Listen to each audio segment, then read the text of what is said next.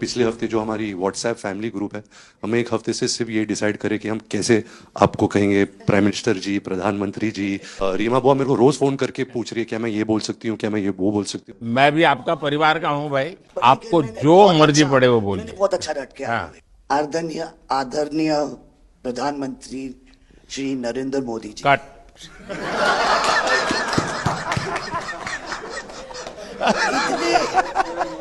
इतने कीमती वक्त में आपने सबको आज यहाँ निमंत्रित किया राज कपूर के बर्थडे 100वीं बर्थडे पे अवसर पे। हम आपका शुक्रिया अदा करते हैं और पापा की पिक्चर के गाने की एक दो लाइन याद आ गई। मैं ना रहूंगी, तुम ना रहोगे, लेकिन रहेंगी निशानियां। वाह। आपने इतना सम्मान प्यार दिया है, आज के दिन को सारी इंडिया देखेगी कि नरेंद्र मोदी जी प्राइम मिनिस्टर हमारे ने कितना सम्मान कपूर परिवार को दिया है। राज कपूर कपूर साहब ऊपर का से बहुत बड़ा योगदान है जी। आपका स्वागत करने का अवसर मिला और राज साहब का 100वां जन्मदिन यानी हिंदुस्तान की फिल्म इंडस्ट्री की स्वर्णिम यात्रा का वो कालखंड है जी। अब 1947 नीलकमल, अब 2047 को हम जा रहे हैं। 100 साल की एक प्रकार से जब यात्रा बनेगी तो ये कितना बड़ा देश को कंट्रीब्यूशन है।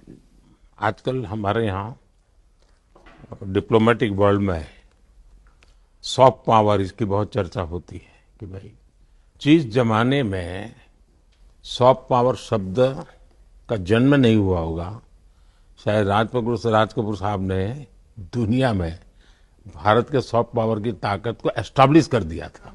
यानी एक बहुत बड़ी भारत को उनकी सेवा थी। रणबीर के साथ हुआ है, वो गाड़ी में बैठा था और एक रशियन टैक्सी ड्राइवर था और उसने बोला कि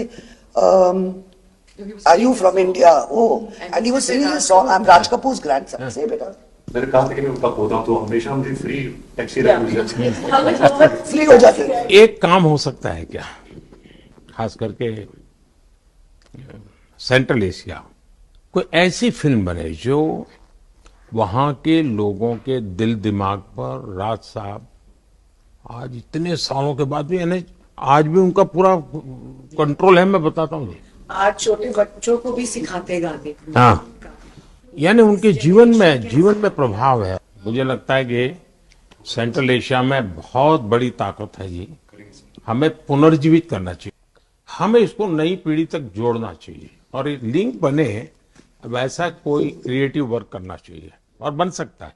वो उनको इतना प्यार मिला उसमें कि ये थोड़ा से उनका नाम इंटरनेशनली भी बाहर गया और उनको बोल सकते हैं छोटे से तरीके से एक कल्चरल एम्बेसडर। लेकिन आज मैं ये आपको बोलना चाहती हूँ, वो छोटे से कल्चरल एम्बेसडर थे, लेकिन हमारे प्राइम मिनिस्टर इंडिया के तो हमें ग्लोबल मैप में डाल दिया है। एंड वो हम we are so proud, each member of this family is very proud. देखिए, देश की आज प्रतिष्ठा बहुत बड़ी है, बहुत बड़ी है। सिर्फ योगा ले लीजिए जी, आज दुनिया के किसी भी देश में जाइए, योगा के प्रति इतना मम्मी और मैं, हम दोनों, बेबो लोलो, हम सब योगा में बहुत रुचि रखते हैं। वैसे मैं दुनिया के जितने लीडर से मिलता हूँ, लंच डिनर अगर साथ में है तो मेरे अगल बगल में जितने भी है वो मेरे से योगा के लिए ही चर्चा करते हैं। एक छोटा सा ट्रिब्यूट है नाना जी के लिए। एक्चुअली दरअसल मेरा पहला फिल्म है एज अ प्रोड्यूसर एंड मेरा सपना था कि मैं अपने फैमिली के साथ कुछ करूं, तो सब इस फिल्म में है। मैं एक चीज बोल सकती जी हूँ, बिल्कुल।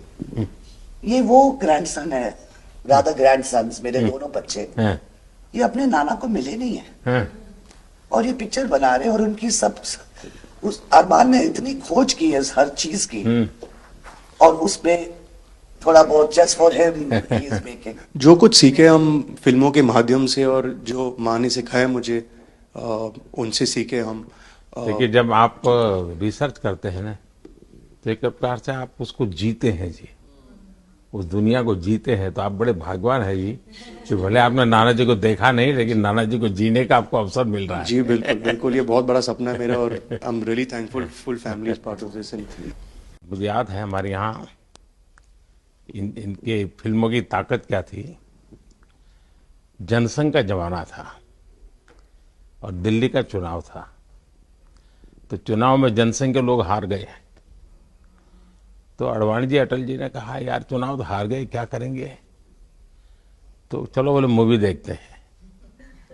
तो वो मूवी देखने गए, राज कपूर साहब की मूवी फिर सुबह होगी।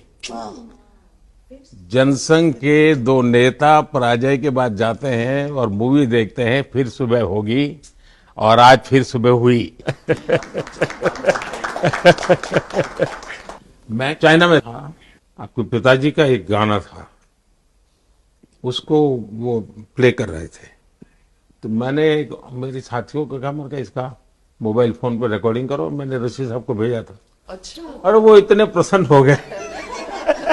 इनफैक्ट अभी हाल ही में आप आई थिंक अफ्रीका गए थे और वहाँ भी मैंने एक क्लिप देखा था, आप एक जवान के साथ खड़े थे और वो उस टाइम मेरा गाना गा रहे थे। समझा आप, पर मैंने वो क्लिप देखा था और काफ़ी लोगों ने मुझे भेजा था और सब लोग बहुत खुश हो गए। बट एक चीज़ मैं कहना चाहूँगी, गाना जो है जो दुनिया को यूनाइट करता है, स्पेशली जो हिंदी गाने होते हैं, मतलब लोग गाते ही रहते हैं, शायद शब्द उनको समझ में ना आए। और ये मैंने काफ़ी देखा जब हम ट्रैवल करते हैं, खास करके of course with Raj Kapoor songs, but even now I think एक जो एक स्पेशल फीलिंग और एक सेंटिमेंट होता है हमारे गानों में, सब लोग बहुत इंस्टेंटली कनेक्ट करते हैं।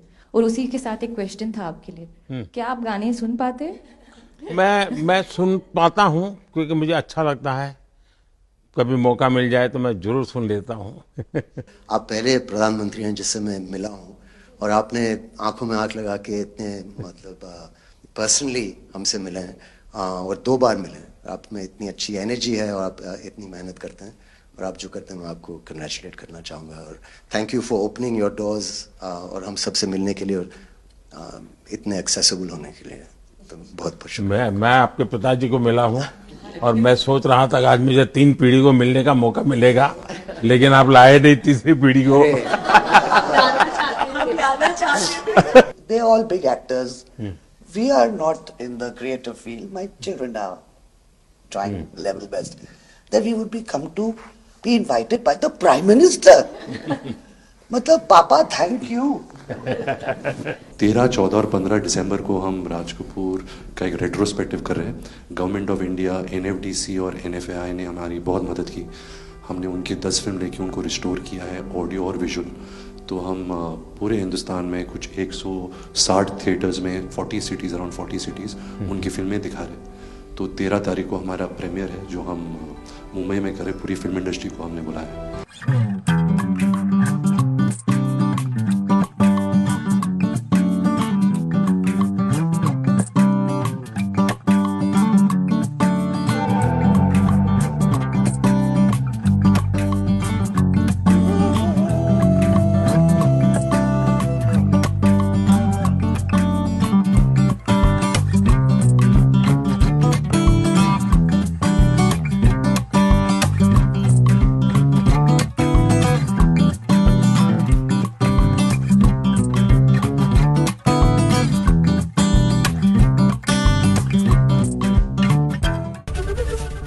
एबीपी माझा, उघडा डोळे बघा नीट।